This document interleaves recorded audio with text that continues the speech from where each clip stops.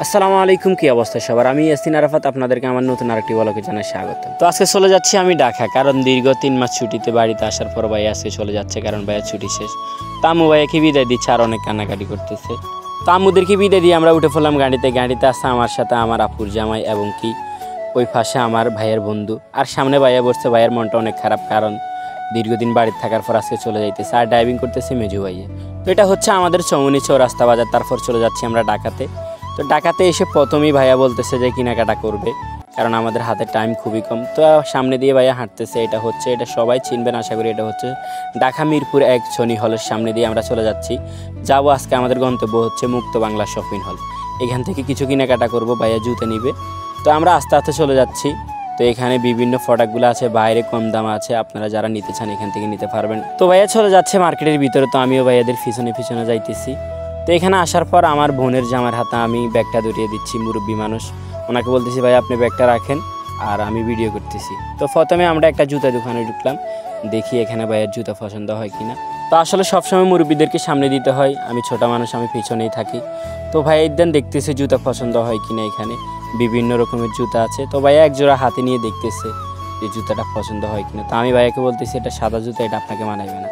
তো মেজু ভাইয়া একটা কালো জুতা নিচ্ছে, দেখি এটা পছন্দ হয় কিনা। তো ভাইয়া বলতেছে দেখ এটা ঠিক আছে কিনা। তো অবশেষে আমরা সবাই পছন্দ করে এক জোড়া কালো জুতা নিয়ে নিলাম। তো সবাই আমার হাতে ব্যাগটা ধরিয়ে দিচ্ছে, কিছু করার নাই, মুরব্বী মানুষ দিলে তো দায়িত্ব পালন করতেই হবে।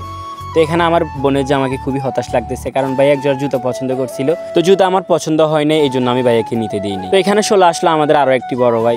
তো উনি বলতেছে যে জুতা জোড়া যদি আমি থাকতাম তাহলে আমি আর একটু কম দাম নিয়ে নিতে পারতাম। তো আমরা চলে যাচ্ছি। আসলে এই রাস্তার মধ্যে দুইটা বাচ্চাকে দেখে খুবই খারাপ লাগলো। কিছু করার নাই, ঢাকা শহরে এরকম হাজার হাজার পোলাপাইন রাস্তার মধ্যে শুয়ে থাকে। অবশেষে আমরা চলে যাচ্ছি বাসার দিকে। তো আমাদেরকে আবার সকাল সকাল উঠতে হবে, কারণ ভাইয়ের ফ্লাইট হচ্ছে 5টার দিকে ভোর।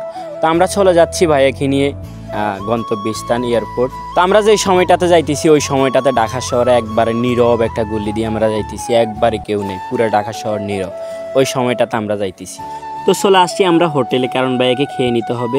এখানের মাংসটা মোটামুটি ভালো, কারণ এখানে ওনারা মাটির ডেকচিতে পাক করে। তো আমরা ভিতরের দিকে চলে যাচ্ছি দেখতে দেখতে। তো এখানে এসে আমি নাস্তা করতেছি, ভাইয়া বলতেছে ভাত খাইবি, আমি বলতেছি না। তো আমি চা খাইতেছি, কারণ আমরা সকালেও খেতে পারবো, ভাইয়ের হাতে তো খুবই সময় কম, এই জন্য ভাইয়া ভাত খেয়ে নিচ্ছে। তো এবার খাওয়া দাওয়া শেষে আমরা বের হয়ে যাচ্ছি, মেজু ভাইয়া বিল দিতেছে। তো খাওয়া দাওয়া শেষ করে আমরা চলে যাচ্ছি বাইরে, ভাইয়া গেছে গাড়ি আনতে। তো ভাইয়ের হাউসের সামনে আমরা দাঁড়াই আছি। তো ভাইয়া গাড়ি নিয়ে বের হইতেছে আর দারোয়ান গেটটা খুলে দিচ্ছে। তো আমরা চলে যাব এখন এয়ারপোর্টে, কারণ সময় যাইতেছে আর ভাইয়ের ফ্লাইটের সময়টাও চলে আসছে। তো আমরাও নিরিবিলি এয়ারপোর্টের দিকে চলে যাচ্ছি। রাতের বেলা ঢাকা শহরটা এত নিঝুম থাকে, জামজট কিচ্ছু নেই, একবার রাস্তাটা ক্লিয়ার থাকে।